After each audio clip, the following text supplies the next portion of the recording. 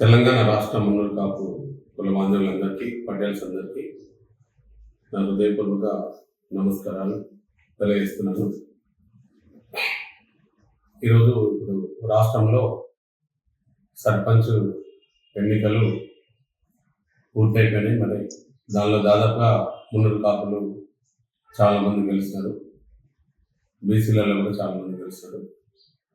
ముఖ్యంగా 2 దశాబ్దాల పోరాటంలో మున్నూరు కాపు కమ్యూనిటీ కోసం, ఐక్యత కోసం రాజ్యాధికారంలో రావాలని గ్రామ స్థాయిలో, మండల, జిల్లా, రాష్ట్ర స్థాయిలో కూడా మున్నూరు కాపులందరూ ఒక యూనిట్గా ఉండాలని, ఐక్యత ఉండాలని మరి ఈరోజు ఒక ఎమ్మెల్యేగా పోటీ చేసి కూడా కులంలో మరి ఇక్కడ వేమనాడ నియోజకవర్గంలో కూడా మరి ఇద్దరం ఎమ్మెల్యేలుగా మరి పోటీ చేస్తే ఎవరో ఒకరు గెలిస్తే బాగుంటుందని కూడా నేను రాజకీయంగా త్యాగం చేసి మరి ఇక్కడ మళ్ళీ మున్నూరు కాపులలో పేరుని తీసుకురావాలని మరి ఎంత పోరాటం చేస్తున్నానో ప్రతి ఒక్క మున్నూరు కాపు బిడ్డకు ప్రతి ఒక్కరు కూడా తెలుసు. ఈరోజు మనము ఐక్యతగా వచ్చినాము, ఇరుటిగా ముందుగా పోతున్నామన్న తరుణంలో కొంతమంది రాజకీయ ఇంకా లబ్ధి పొందాలని మన కమ్యూనిటీని కొద్దిగా విచ్ఛిన్నం చేయడానికి మరి ప్రయత్నం చేస్తాను. మరి దానిలో నేను మున్నూరు కాపులు ఎవరు విచ్ఛిన్నం చేసినా ఊరుకోనని బలంగా మరి ఏదైతే మన పాత తెలంగాణ మున్నూరు కాపు సంఘం పటేల్స్ 2018లో మనము రిజిస్ట్రేషన్ చేస్తాము. మున్నూరు కాపు అంటే మనకు కూడా పేరు పక్కన ఒక పటేల్ అని ఉండాలి. మరి అది ఆ పేరు అనేది కూడా చరిత్రలు చెప్తున్నాయి, బుక్కులలో, గ్రంథాలలో ఉన్నది. మనం ఒక మున్నూరు కాపు అనేది పటేల్ అనేది ఉన్నది. దాన్ని మధ్యలో వాడుకలకు తీసుకురాక మనము దాన్ని పెట్టుకోలేకపోయినాము. మరి దాన్ని పేరు పెట్టుకోవాలని ఆ పేరు మీదే మళ్ళీ ఒకే కులం ఒకే సంఘం అని ఒక 5 సంవత్సరాలు మన ప్రజాప్రతినిధులు మరి వారి ఆదేశాల మేరకు కూడా ఎంతో కష్టపడి కమ్యూనిటీని అంతా ముందుకు తీసుకొచ్చినాను అందరి సహకారంతో. మరి దానిలో కూడా మరి పోయిన కరెక్ట్ 8 నెలల క్రితం కూడా కొంతమంది స్వార్థం కోసం కులగణంలో మనకు తగ్గిపోయినది, ఇంక8 కులాలు కలపాలి అని ఏదైతే రాజకీయంగా నమ్ముకున్నామో వాళ్ళే దీన్ని విచ్ఛిన్నము చేయడానికి ప్రయత్నం చేస్తారు. మరి దానిలో నేను ఈరోజు మున్నూరు కాపులలో కల్తీ చేయొద్దు. మున్నూరు కాపు అంటే మనము వ్యవసాయ ఆధారిత కుటుంబాలు, మరి ఎన్నో కుటుంబాలు ఈరోజు బీసీలలో అందరూ కూడా మన మున్నూరు కాపులను నమ్ముతారు.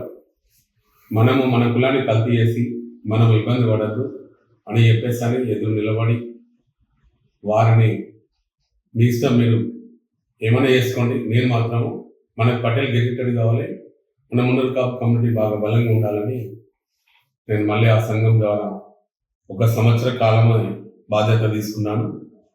మరి దాని తర్వాత ఇప్పుడు దాదాపుగా 7 నుంచి 8 నెలలు అవుతుంది. మరి ఎవరి అడగక ముందుకి ఏదైతే నేను బాధ్యతగా ఈరోజు కమ్యూనిటీ కోసం పనిచేస్తున్నానో, మరి ఈరోజు ఏదైతే 33 జిల్లాలో ఉన్నా నాతో పనిచేసిన గత 2 దశాబ్దాల నుంచి ఉన్న అందరితో మాట్లాడినాను. వారందరూ కూడా ఒకటే, నువ్వు ఏదైతే ప్రామిస్ చేస్తావో 1,00,000 మంది బ్యాలెట్ పేపర్ మీద ఎన్నిక అన్నావో దాని మీద ఒక ఎలక్షన్ కమిటీ ఏర్పాటు చేయండి. వారి ద్వారానే ఈరోజు ఎలక్షన్ నోటిఫికేషన్ ఇవ్వండి.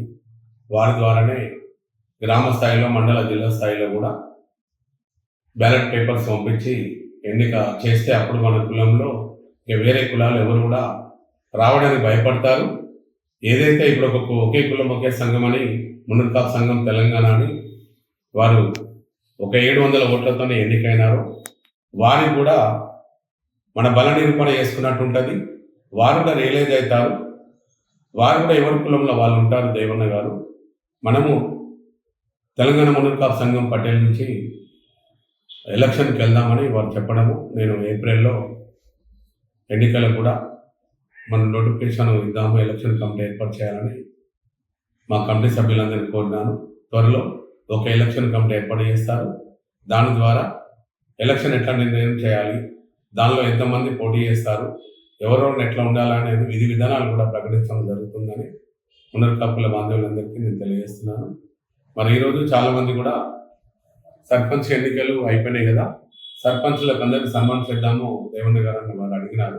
నేనేమన్నాను, ఒక సర్పంచ్లే కాదు, మున్సిపల్ ఎన్నికలు కూడా ఈ ఫిబ్రవరిలో ఉన్నాయి కాబట్టి ఈ ఫిబ్రవరిలో మున్సిపల్ ఎన్నికలు అయిపోయిన తర్వాత మున్సిపల్ చైర్మన్లు, మున్సిపల్ కౌన్సిలర్లు, మరి సర్పంచులు, ఇంకా మిగతా ఉప సర్పంచులైనా వార్డు స్థాయిలో అయినా అందరినీ కూడా మనం పిలిచి అందరికి సన్మానం చేద్దాము, వేదిక అనేది ఎక్కడ అనేది నిర్ణయించుదామని నేను అందరితో మాట్లాడినాను.